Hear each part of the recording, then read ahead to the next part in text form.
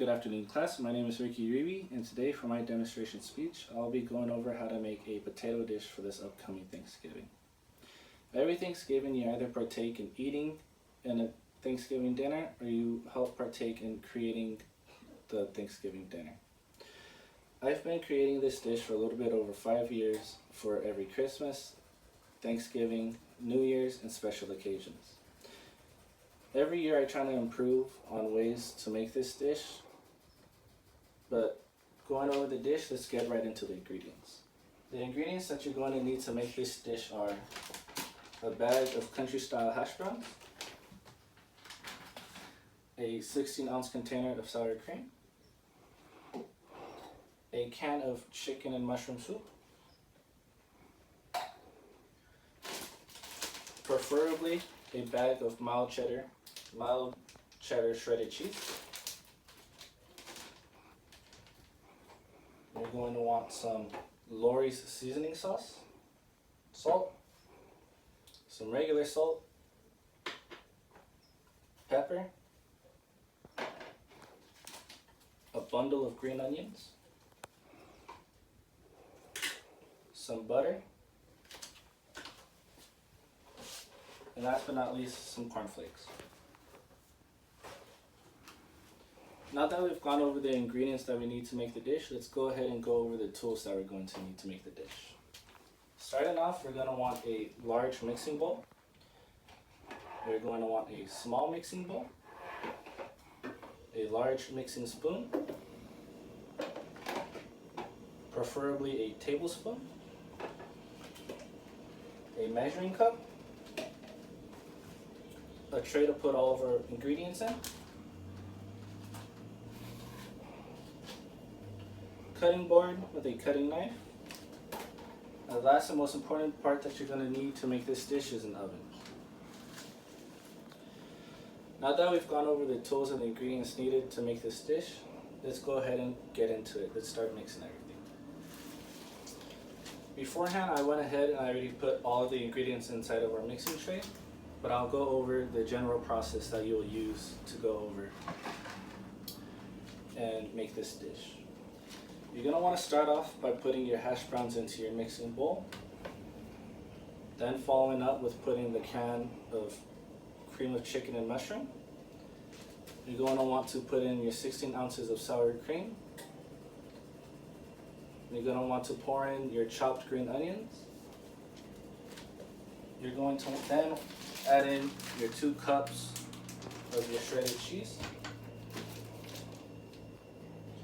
You're going to want to lightly coat the top of all of your ingredients with Lawry's seasoning salt.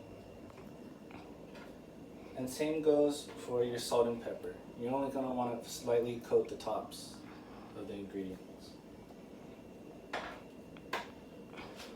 Once you have everything inside of the mixing bowl, you're going to want to go ahead and mix everything together until it becomes one big organized mess.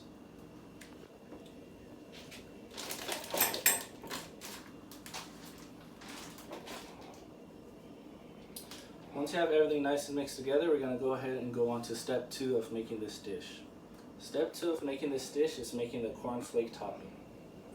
What you're going to want to do to make the cornflake topping is get your measuring cup, and you're going to go ahead and measure out 2 cups of uncrushed cornflakes. Once you have your 2 cups of uncrushed cornflakes, you're going to go ahead and crush down the cornflakes that are inside of your measuring cup into medium-sized pieces of cornflakes. And after you do that, you'll roughly have between a cup to a cup and a half of crushed cornflakes. You're going to go ahead and pour your crushed cornflakes into your small mixing bowl. You're going to go ahead and get 2 tablespoons, or roughly a 1/4 cup of butter. You're going to want to go ahead and melt down the butter so that we can pour it into our cornflake topping. Once you have the butter nice and melted, you go ahead and you pour it into your mixing bowl with your cornflakes. You mix together the cornflakes and the butter until you get a nice soggy cornflake mixture.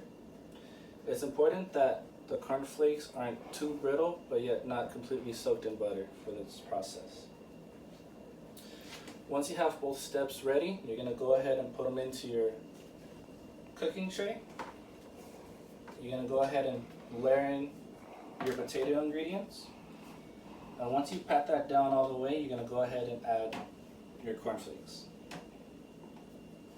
An additional step that's not necessarily part of the recipe is going ahead and adding a top layer of mild cheddar cheese over your cornflakes.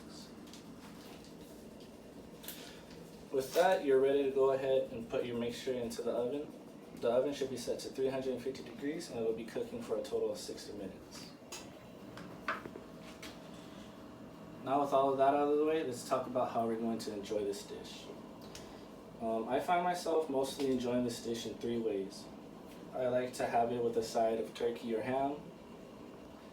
Another way of enjoying this dish is by grabbing a biscuit and maybe just layering on a thin coat of potatoes and making a potato biscuit sandwich just on itself. Or the third way, and my most preferable way of enjoying this dish, is completely by itself. So today I demonstrated to my fellow class how I make my potato dish for every Thanksgiving, Christmas Eve, special occasion, and so on. This dish has really opened my eyes and has given me the creativity to go ahead and express myself through food. All of the ingredients together cost a little bit less than $25, and it's mostly enough to feed 8 to 10 people. That has been my presentation on how to make my potato dish for my demonstration speech. Thank you.